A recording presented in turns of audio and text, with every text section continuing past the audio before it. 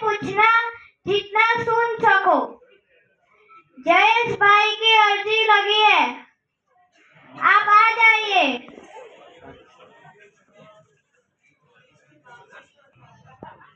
सीताराम।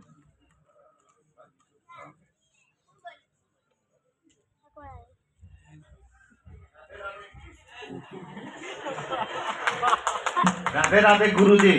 बागेश्वर धाम की जय, बागेश्वर सरकार की जय।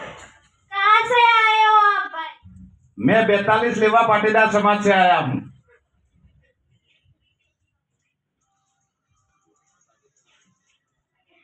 आपके मन में कोई प्रश्न नहीं है, आप दर्शन करने आए हैं, आप अपनी बेटी के साथ आए हैं, आपकी बेटी का स्पर्धा में नंबर आए ये उम्मीद लेके आए हैं।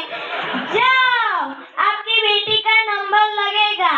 सीताराम।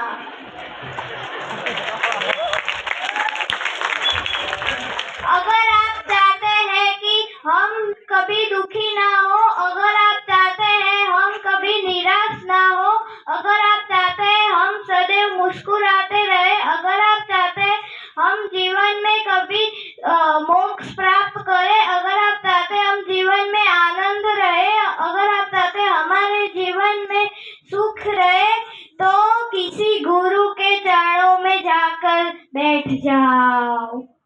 सीताराम। बोलो बागेश्वर धाम की